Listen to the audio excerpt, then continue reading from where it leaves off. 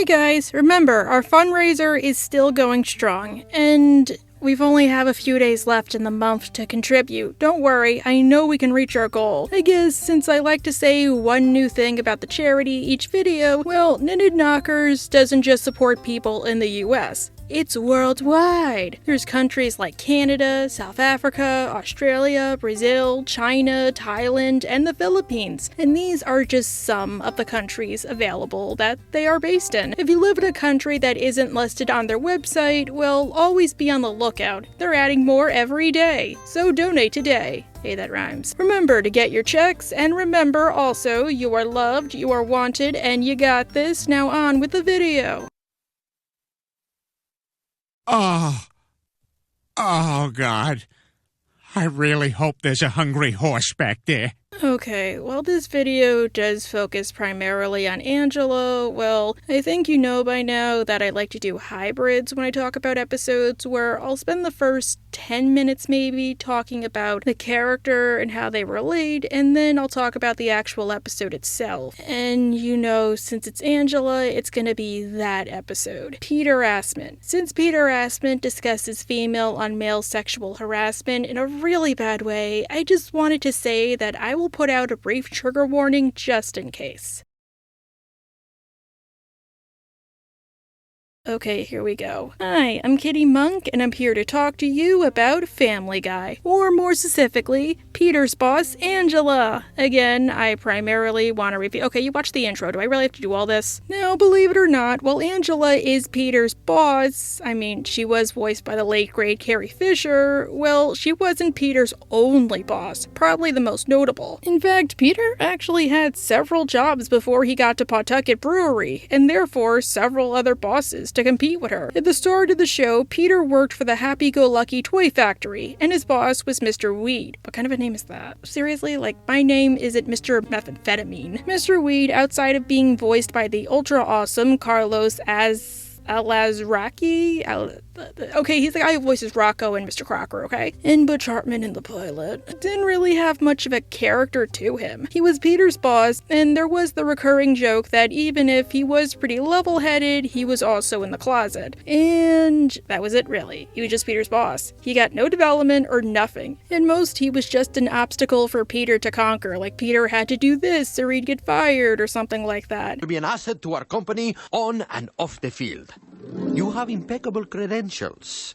I'm sure I can find a position for you somewhere. It's no wonder he was eventually killed off in Mr. Saturday Night, where he chokes at a dinner Peter held to try and impress him to get a promotion, and with his death closed the toy factory. Ha ha! Gotcha! It's just me, Death. I'm here for the body.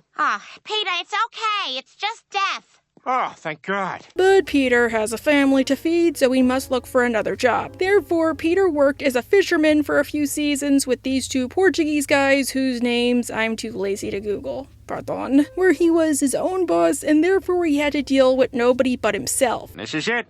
What the hell? Papa, he killed Mordecai, the dancing Yiddish clown. Stop crying. You just became a man, now act like one. Which is bad in a sense, because while I do think Peter can be good at being self-employed or starting his own company, even if as somebody who is self-employed you need a lot of discipline and time management, well, fishing is one that sort of requires skill, and you have to be very lucky and you have to be patient at it in order to land a profit. It's kind of like YouTube, but with a lot more discipline. And while Peter is the former, as in he can have a lot of skill when he wants to be, he's not necessarily the latter. Plus, also, it's not like YouTube. Location very much plays a role, and I don't think Rhode Island is a good fishing spot. I'm sorry, I know nothing about Rhode Island. I assume maybe Massachusetts, though. Also, speaking from experience, because I went crabbing a lot as a teenager, well, if you go fishing, you also have to be super quiet, which is loud for somebody like me, because I am both Latino and Italian, and neurodivergent. Any loud noise can easily spook the fish, and I like to picture it. It's like the Hook episode from SpongeBob, but that's just me. And honestly, the only thing I hated about chicken fishing, since that's what we would call crabbing, was that you have to wake up at the ass crack of dawn just to get started. Like, we had to wake up at 3 or 4 a.m. on some days and drive an hour down to the shore near Seaside Heights just to fish. But then we got to go get ice cream by like noon, so it all worked out. Sorry, getting off track, but you see my point? It's really not for everybody. Like, part of me wouldn't be surprised if one reason Peter didn't want to go fishing with Chris in fresh air wasn't just because he didn't care about his son, but because fishing for a living made him hate the experience even more. Heck, he even said in Perfect Castaways, which aired right before Jungle Love, aka the episode where he starts working at Pawtucket, that it was getting harder and harder to find fish, and therefore getting harder and harder to put food on the table. Did you catch any fish? No, but I caught this turtle. Peter, we have a family to feed. We all count on you to provide for us.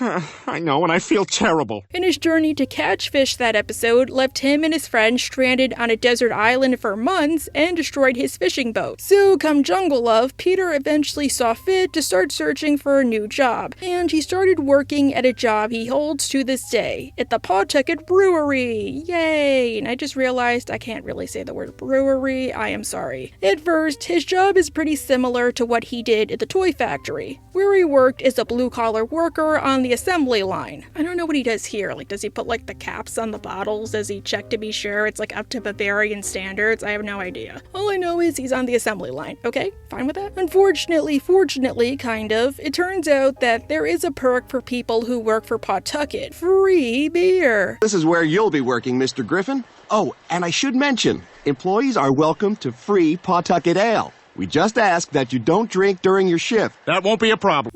I'm more of a wine person myself, or a whiskey person, or a bourbon person, or a sangria person, or a screwdriver person, or a, we get it, kitty, you don't like beer. Well, I'm sorry if I had an embarrassing public experience with beer and it also tastes like donkey pee, okay? I have my history, you have yours. Mr. Griffin, what happened to your pants? Oh, look who's here, mister. I don't have time for your Little League games. Come in. However, this being Peter, he doesn't just drink at work, even though he's not supposed to, he also drinks at home. Hey, Meg, what's with all the beer cans? Oh, my dad got a job at the brewery, and he gets lots of free beer. Actually, he's kind of been going overboard lately. I guess he can make some extra money giving those beer cans to recycling, and he could use that money to buy more beer. Ugh, brain, you do wonders for me. As a result, he's demoted to the shipping department, and he now has a desk job, where his boss is Angela. Unlike his last boss, who was pretty chill and had no name, well, Angela is named, and she is also quite strict. This is your new supervisor, Angela.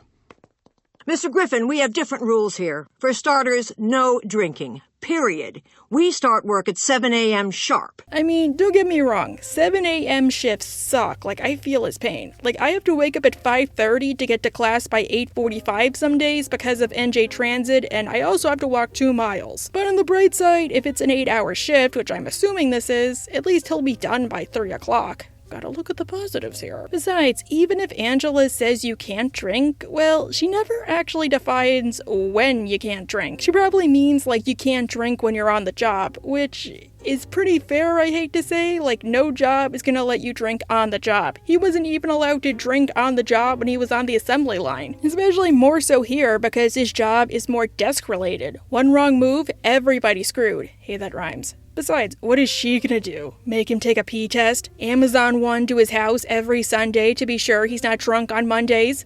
Fat chance, that costs money. Money she doesn't have. So yeah, this is a quick introduction to Angela, but I gotta say, I kind of liked Angela, or at least I liked the concept of her. In a way, I'd even argue she's a good boss, since she's strict, but she's also quite fair. Like, she's better than Mr. Weed in that regard. If she recognizes genius, or at least potential in her employees, she'll gladly nurture it, and give credit where credit is due. Like, she knows Stella is a good employee who always gets her work done on time, so she'll let her take the occasional smoke break, even though smoke breaks aren't healthy, but hey, extra 15 minutes, we can all use that. Plus, she doesn't discriminate against disabled people. She treats them like equals. She employs Opie, who she notes is a burden of the state. He is a burden of the state, deemed unfit for mainstream society. He is your superior. But she recognizes he's a great employee and he knows what he's doing, hence him being her second in command. And although I may not fully understand Opie's management style, he has proven himself a more competent employee than you. And when Opie stopped working there, she employed Stella, who is deaf and who needs to to be in more episodes besides like quick cameos to remind us she works there. And she's also voiced by Marlee Matlin, BTW. I hear her and Seth are friends in real life. Nice to meet you. Well, what is this? We doing a new secret handshake now? No, Griffin, she's deaf. Oh. Can she read lips? Yes, I can. Plus, I hate to say it, I get why she's this way with Peter. I mean, have you ever met him? Have you ever watched his show? He's not that dedicated of an employee, and he's a pretty destructive person on his best day. He needs somebody like her to keep him on the straight and narrow. Mr. Weed didn't really do that because Peter would usually, find some way around it. Not to mention that when Peter is a good employee, well, she can be a good boss to him in turn. Like when Peter tried very hard for a promotion to get the executive bathroom privilege, and she realized, wow, he actually is putting the work in. He's cleaning up, and she applauded him for it. And I've seen that you've been working very hard lately. I am recommending you for a promotion. Will I get to use the executive bathroom? Of course. She even recommended him for the position, which is higher than her. And the only reason he never got it was a combo of he never finished the 3rd grade, hence the episode being called Tales of a 3rd Grade Nothing, and he also blew up a children's hospital, and, she was obligated to report him. What, you think everyone just forgot about that? There was an investigation. 19 children died, Peter, and the FBI knows it was you. Outside of peter-assment, the only time I didn't really like Angela as a boss was in Trading Places. For the title, Peter and Lois trade places with Chris and Meg and find that the kids are actually better at what they do than their parents. But what about all the housework? I did it in like an hour. I don't understand why you're such a freaking martyr all the time. It's a house. It's a finite area. I'm not cleaning a town. Which I think it's because the arrangement is temporary, so honestly, if you know something is temporary, that makes it easier to apply yourself, at least in my experience, because you don't have to permanently alter yourself. Plus, like I always say, Chris is basically Peter with a lot more potential and discipline, just a lot more people in his life holding him back. So Angela is impressed by Chris and his work ethic. But you're actually doing good work.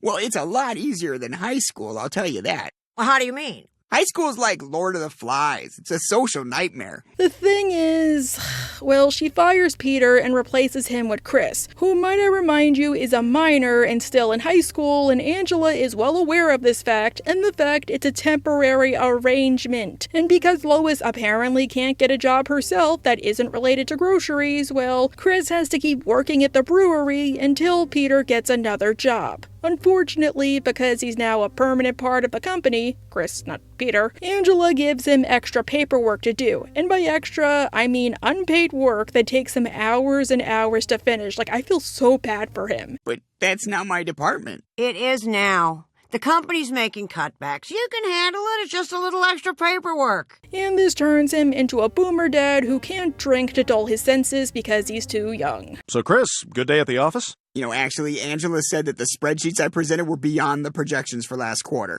Oh, is that good? You know what? Never mind! Yeah, maybe making her such a bad boss in peter-assment wasn't so far-fetched. Because something I was going to bring up was one thing I dislike about the episode that not a lot of people talk about is how out of character Angela acts. Which is something I don't like about political episodes in most shows. It's fine if it's a teensy tiny bit out of character for the sake of a joke or something, since, hey, if it's funny, you can laugh it off and it's quick. But a lot of the time, to fit the crew's agenda, they'll have the characters act either too over the top or just plain out of character. BoJack was really guilty of this. Or they'll turn them into mouthpieces, which can get really frustrating. And it's so frustrating to me because they're only doing it because they want to espouse a message, whether the message is good or bad. And if the message is poorly researched or done, like it is here, well, you basically ruined a character when you could have just written a Twitter post or something. And in Angela's case, permanently. Since when people watch Angela from now on, they're not going to think about the fact she was voiced by Carrie Fisher, or that she was a good boss who did deserve the spotlight a bit more. I mean, she easily could have been in And Then There Were Fewer. It's that she sexually harassed Peter, borderline SA'd him, basically tried to grape him, and and got away with it. And it's all played dead serious. Honestly, with a lot of the political episodes for Family Guy, I feel like the episodes would be a lot better if they focused on anybody other than the Griffins, except for Screams of Silence. But even then, I still think the concept was salvageable and could have been a normal comedy episode. And this is extra true here. Like, even Quagmire's Quagmire did this whole plotline way better, and they didn't play it for a joke. In fact, they actually did have jokes. I don't know, you know what I mean. So let's properly discuss peter-assment. Of course, since this is Family Guy, we obviously can't just start off with Peter at work to establish what kind of a boss Angela is, or that Peter values his job, or something like that. Avi. So we start at Stewie's preschool, where his preschool is putting on a performance of a musical inspired by Terri Schiavo, who I talk about all the time. If you don't know who she is, go watch a video essay like I did. Don't you think it's a little soon for a musical about Terri Schiavo? Or too late? Shh, it's starting. Which, honestly, is not offensive to me since I found out who she was through this episode. But yeah, South Park did this whole plotline way better. Plus, they didn't wait 5 years like Family Guy did. I think that's part of it, like, maybe enough time went by, so But fun fact, the family of Terri Schiavo was outright offended by this episode. Oh, not because of the whole, like, male-female thing, but because of what they said about Terri. And her brother even wrote an article with the Christian Newswire saying, "My family was astonished at the cruelty and bigotry towards our beloved sister and all disabled people that we witnessed in this show. My first thought was how this attempt at satire must have been enormously difficult and painful for my mother. After further thought, I realized that using my deceased sister as fodder for satire also validates what our family has been saying for many years. There is growing, deep-rooted prejudice against people with brain injuries and other cognitive disabilities. This sort of barefaced bigotry is dehumanizing to those with disabilities and cruel to those who work tirelessly to ensure that people with disabilities are provided the proper care, protection, and respect. People are not vegetables." Even though Terri was brain dead, but okay. Schindler also believes that it is not a coincidence that this terrible primetime skit took place 10 days prior to the 5-year anniversary of Terri's death, March 31st, 2005, and just weeks before the Foundation's first ever Terri's Life and Hope concert featuring Randy Travis and Colin Ray, slated for April 11th in Indianapolis, Indiana. Sorry if that was a bit long, but no offense guys, the crew doesn't decide when an episode airs, the network does, so you should be mad at Fox, not at them. And no offense, and not trying to defend the crew here, but Terri's story was out of the public eye for so long that I don't think most people knew that was the anniversary of her death. Sorry if this is a bit of a tangent, but I guess it does help to establish how Family Guy doesn't really think plot points through. Plus, kind of like this in Quagmire's Quagmire, there was an eventual episode that dwelled on a similar premise, where Peter is put into a coma, his chances of coming back are very slim, but he does wake up, and he has to deal with the fact his family nearly pulled the plug and killed him, and both sides do express their feelings, and it's done way better, but that's a story for another day. I'm sorry, I just like to research current events that went into the making of episodes, and this was one of them, so yeah. Stewie is on as the plug, but he gets stage fright, and that's it really.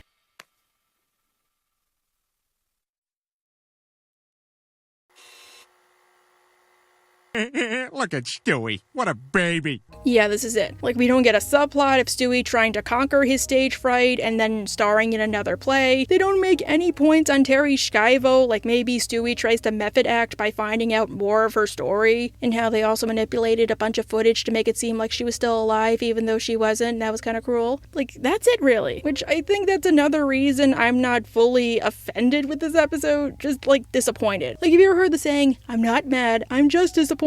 Yeah, that's me. In typical Family Guy fashion, they don't really do anything offensive. They just bring something offensive up, show it, and expect you to laugh without putting any proper effort into it. It'd be like if they just brought up a slur, showed the word slur, and then that's it. Like, come on, you gotta have penguins saying slurs, even though I literally thought they were saying the word slurs, which eventually happens with Angela. Peter simply records Stewie's performance and, like a perfect loving father, chastises his toddler son for getting scared in front of a crowd. No wonder I get scared before I do panels. At the performance, he also records Richard Dreyfuss, and this inspires him to start being a paparazzi. I don't know what you would call the singular one. You guys watched my reviews on Britney's new look, right? Which is basically just him annoying people and not really doing anything but burning up screen time, like with Richard Dreyfuss, or even Stewie himself.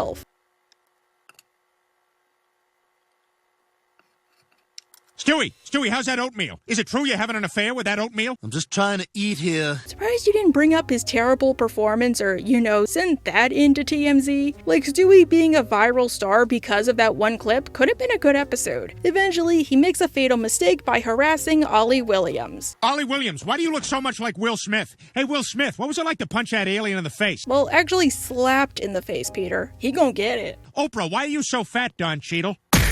Peter gets his glasses punched and he has to wait to get them repaired. I say this as tomorrow my glasses come in, so he ends up wearing contacts. He goes to work with his new contacts and he gets noticed by Angela. You're not wearing glasses. And I got busted. I'm wearing contacts. I can see your eyes and your eyelashes.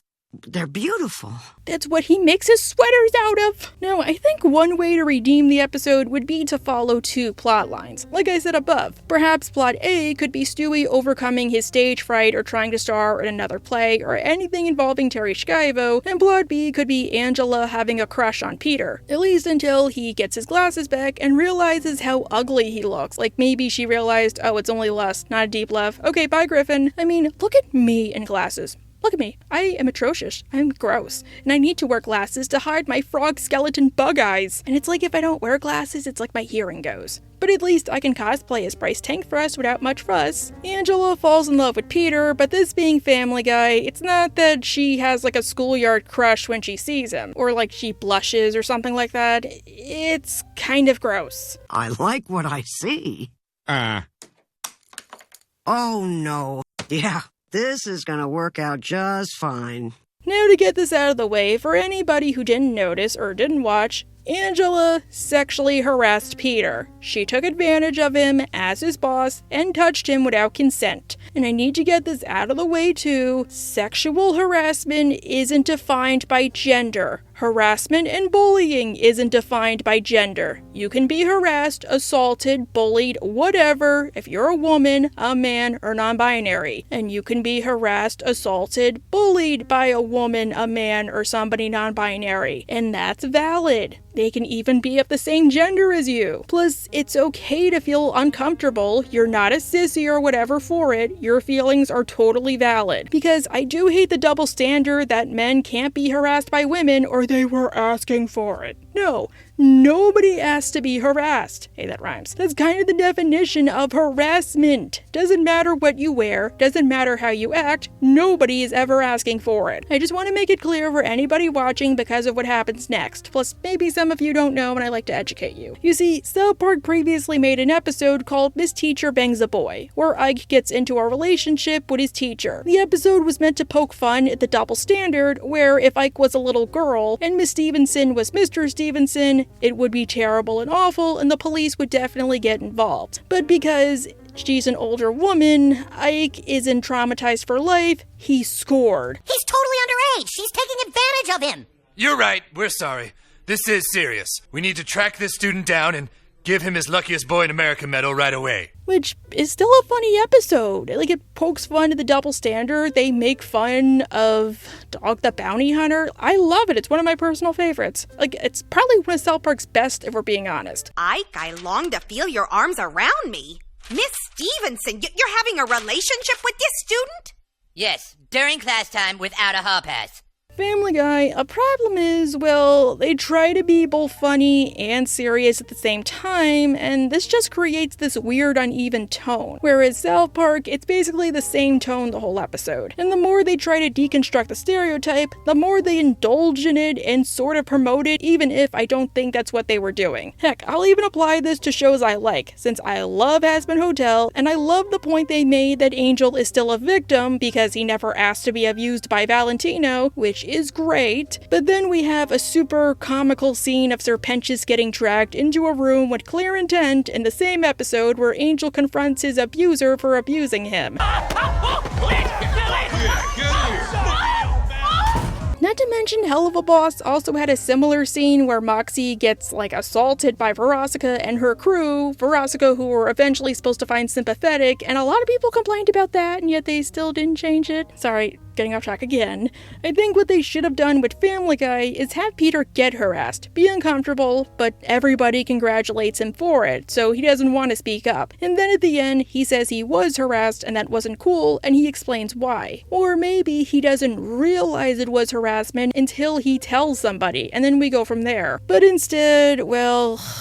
okay, I hate this scene. This episode, again, I find more disappointing than disrespectful, but I really, really hate the scene. Peter musters up the courage to tell the family he was harassed by Angela, and what's Lois's response? A woman can't harass a man. Why not? Just doesn't make any sense. I mean, guys like being touched by women. It's not harassment if you like it. But I didn't like it. Okay, few things. Yes, it's harassment still if you like it, since that's a common defense to silence victims. You know consent can be withdrawn at any time, right? People have the right to say no when something's in progress. Plus would say a woman, a reason that happens is your body tries to protect itself against physical damage. Second, I feel like while it's in character, well, they could have done more with this idea. As some people, including myself, have pointed out, this isn't the first time Peter has dealt with harassment, as in mistaking something for harassment when that wasn't harassment. In Stewie Loves Lois, for instance, he fought a prostate exam with Dr. Hartman,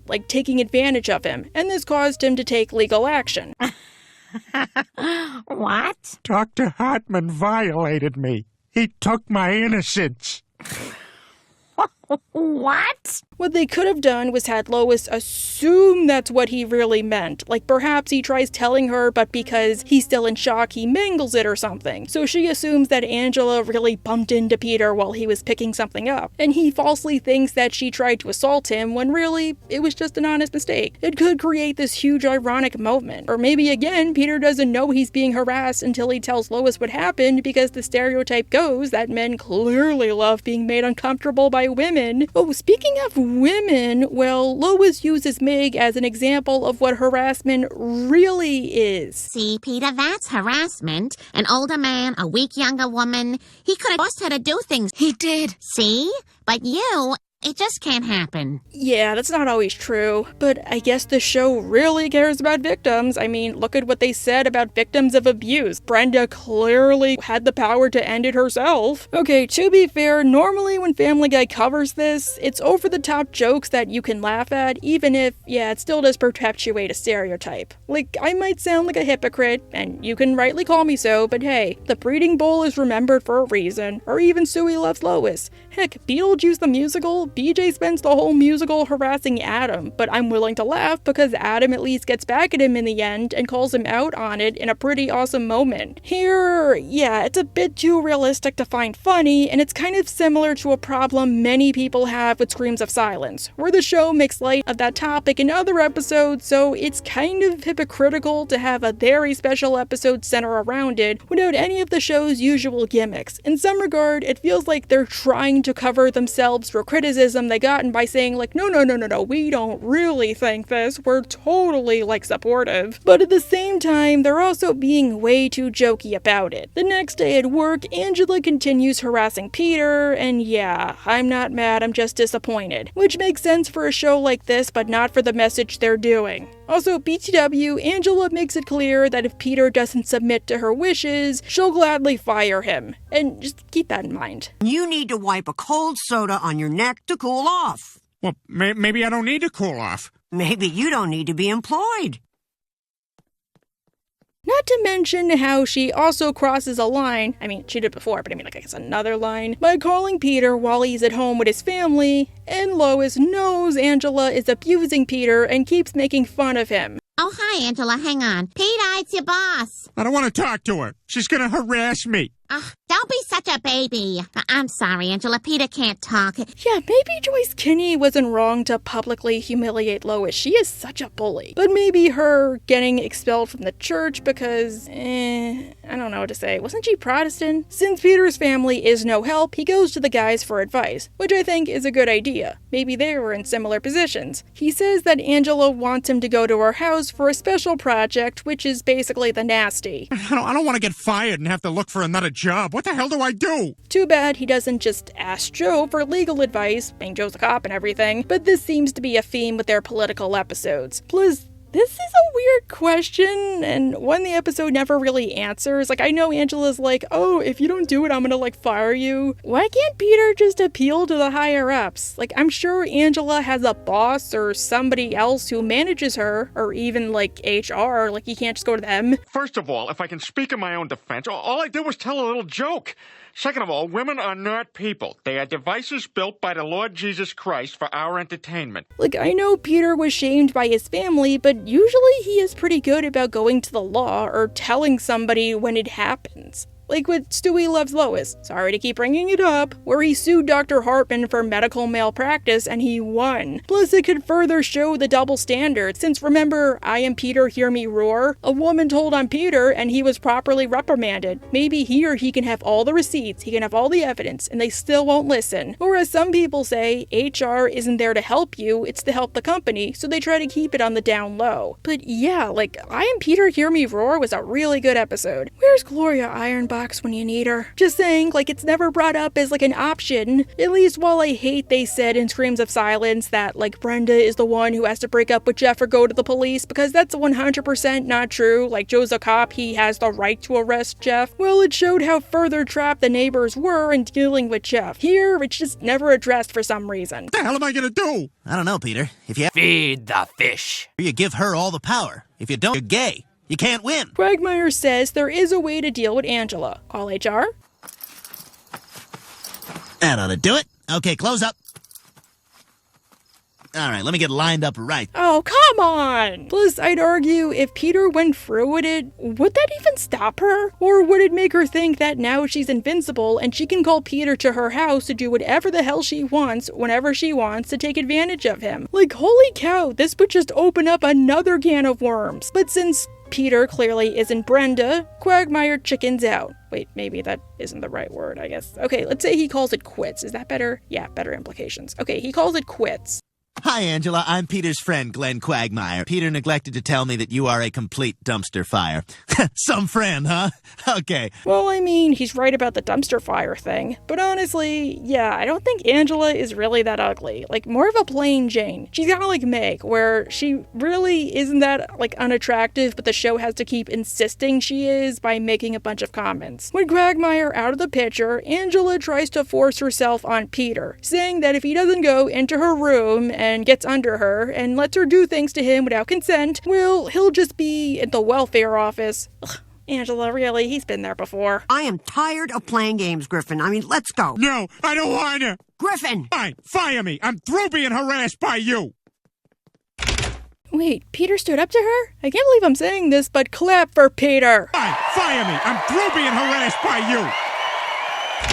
Did you really clap? Sorry if I constantly ask, I just get curious. But I want you guys, again, to keep this in mind. Angela harassed Peter constantly at work, harassed him over the phone in his own house, and if that wasn't bad enough, she also tried to physically throw herself on him, saying that if he didn't do it, he'd be fired. When he has a wife and a family, and the right to say no, and he said no, and she still insisted. And Peter accepted the fact he'd be fired as a consequence. Just keep a tally, because I clearly can't. Unless you're eating or washing the dishes or drawing or doing cosplays or working or trying to fall asleep, in which case just please do a mental tally, I lost count. Peter goes back to the clam where everybody makes fun of him for standing up for himself. Ugh, how dare he not get taken advantage of? Even Horace. And I liked you, Horace. All right, but slow down, Peter, or else I'm gonna have to get that lady boss of yours to come in here and give you a good shoot at a gift bag. Keep you in line. Wait, so why was Horace killed off? I've wondered that to this day. Peter watches some black and white show / movie / I'm probably too young to get the reference, where the dude tells him to be a man and go confront Angela. You're pathetic. What kind of a man gets fired by a broad? A man with a female boss? Listen, Peter, somewhere along the line you got turned around. You're a man. Because he can't just call the cops. And, he clearly didn't try to stand up to her before. No, Peter just chickened out. Plus, I'd argue Peter was standing up for himself most of the episode. Everybody just ignored him or kept pushing him down because he's a man. Peter goes back to Angela's house, where it turns out that Angela is in the garage with the door down and the car on. Wait, what? This implies something, but I don't know what. Angela wakes up and tells Peter why she did it. To hide her crimes, maybe? You should have just left me alone. That's how I'm going to end up anyway. Excuse me? And when you spurned my advances, it was a wake-up call. No one's ever going to love me again. Wait, you did all of this because you're lonely? Are you kidding me? That's such a weak excuse. And no, that's not a justification to force yourself onto a man. Like a man who outright said no, a man who's married. You're not apologetic or anything. You're just like, oh, I'm lonely. Screw you. You are selfish. You don't get to say any of that. Not that being apologetic would make it better, but you know what I mean. The point is, no. Just no. Say no. Just say no. Like, it's so out of character, I don't know what to call it. Character assassination, maybe? Like, I'd argue maybe one way they could have fixed it was Angela doesn't know she was harassing Peter or making him uncomfortable, but one, she knew damn well because she kept insisting if Peter didn't follow her orders, he'd be fired. Griffin! Feed the fish. With me or you're fired. And second, Peter told her multiple times he didn't like it and she still didn't care. And third, Angela is a by-the-book kind of a boss, so I assume she would probably understand what workplace harassment is and what it doesn't constitute. And I hate how the show keeps trying to make her sympathetic for it. Like, no, I'm sorry. Regardless of gender, Angela did something terrible and deserves to get, like, some kind of punishment for it. No one's ever gonna love me again. It's been so long since I've been with a man, I don't even remember what it feels like. Maybe no man wants to be with you because you force them to put on Daisy Dukes and rub wet soda cans all over their necks and try to fire them if they say no. And as for the tone of this episode, oh my god, it's so inconsistent. Like, it feels like it was written by a bunch of different writers who all had different opinions on the matter. When, yeah, I guess that's par for the course for an episode. A bunch of different people contribute, but normally with a topic like this, you all need to be on board with a central theme. Like, women can harass men. Okay, that's a theme. Go from there, connect it back to that. But because they're not, it's really hurting the message. And I want to question, what even is supposed to be the message? Or are they just messing with the concept? Or are they just doing both but somehow failing miserably? And as a comedy, it doesn't really work either because they don't do a good job of balancing the jokes all that well. Like, it could hit the nail on the head for some people in a way that I'm sure they're not gonna like. But Peter thinks he now has to help Angela because she's lonely. Look, Angela, I came over here to punch you and maybe kick you in the boob. But now I'm all turned around. But now all I want to do is help you out. Like, imagine how horrible this would be if the genders were reversed. Peter sets Angela up with a stuffy dude who clearly isn't just him in a disguise. But it kind of gives me Cartman and Heidi vibes. Remember how when Heidi tried to break up with Cartman, he said that if she did, he'd harm himself, like take himself out of this world? Yeah, that's not cool since it's underhanded, manipulative, unfair, and that's not love, it's a hostage situation. Here, Angela basically does the same thing on their date. I'm just gonna stay here and feed the fish. You can't every time somebody won't sleep with you. I won't. Just sleep with me just this once and it'll give me everything I need. Yeah, Angela, maybe your problem is you don't need a boyfriend, you need a therapist. Like Peter Baker actor or something. Wait, is there a Baker act in Rhode Island? I don't know. Like, considering how later we learned that because Angela has eyes and ears, she knew that was Peter the whole time. One more thing before you go. What's that, my dear? See you at work on Monday, Griffin. Huh?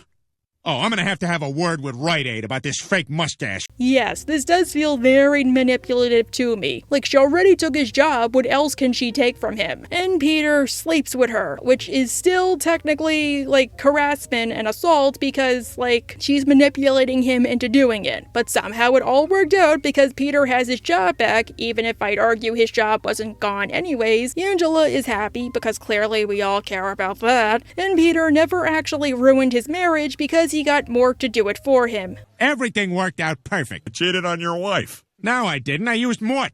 Oh my god, I forgot about Mort.